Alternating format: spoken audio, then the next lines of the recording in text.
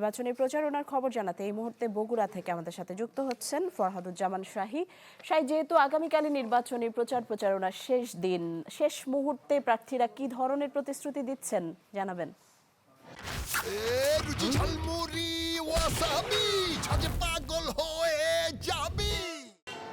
আসলে এই শেষ মুহূর্তে এসে সকাল থেকে শুরু করে মধ্যরাত পর্যন্ত প্রার্থীরা কিন্তু প্রচার চালিয়ে যাচ্ছেন এবং একেবারে নিরলস প্রচার চালাচ্ছেন।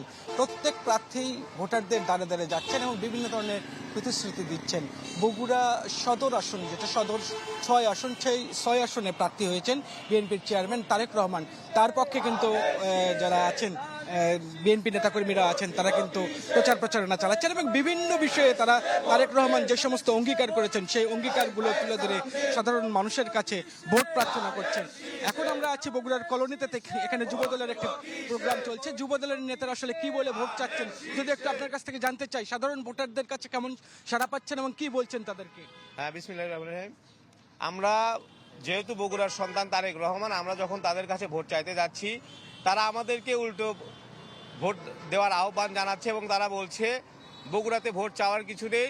জনাব তারেক রহমানের বিপক্ষে যে দাঁড়িয়েছে তার জামানত বাজেয়াপ্ত হওয়ার মতো ভোটারদেরই, যারা ভোটার আছে তারাই বলছে তারা তারেক রহমানের বিপক্ষে যে দাঁড়াইছে তার জামানত বাজেয়াপ্ত হবে। এটা ভোটারদের আশা।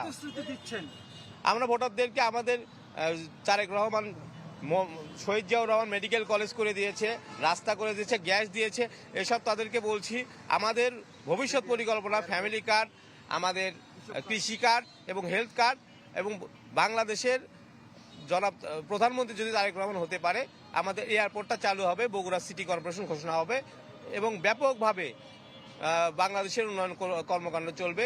এই প্রতিশ্রুতি আমরা তাদেরকে দিচ্ছি, তারা সন্তুষ্ট। আপনাদের এই ভোটের গাড়ি কোত্থেকে কোন পর্যন্ত যাচ্ছে এবং সারা কেমন মিলছে আপনাদের? আমরা অ্যাকচুয়ালি বগুড়ার সবগুলো আসনেই এই গাড়ি যাচ্ছে এবং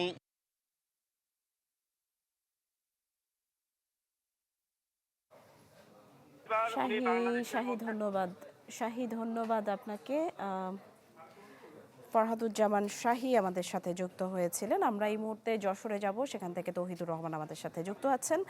তৌহিদ, নির্বাচনী প্রচারণার একেবারে শেষ মুহূর্তে চলে এসেছে, আগামীকালই শেষ হচ্ছে নির্বাচনী প্রচারণা। কেমন দেখছেন প্রার্থীদের প্রচারণা এবং সাধারণ মানুষের উৎসাহ উদ্দীপনা কেমন দেখছেন নির্বাচন ঘিরে?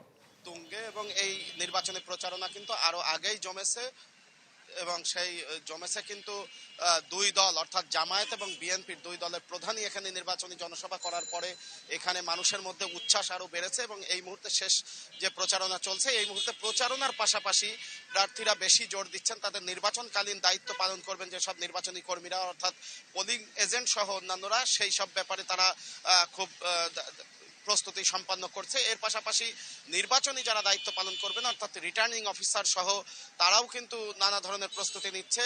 আজকে বিশেষ জরুরি আইন শৃঙ্খলা কমিটির সভা অনুষ্ঠিত হয়েছে যশোরে এবং সেখানে বলেছে যে সেখান থেকে জানানো হয়েছে যে কোনোভাবেই নির্বাচনে অঘটন ঘটতে দেওয়া হবে না এবং তাদের সেইটা কেউ যদি কোনো ধরনের আইন শৃঙ্খলার পরিস্থিতির অবনতি ঘটাতে আসে তাদেরকে কঠোর হস্তে দমন করা হবে।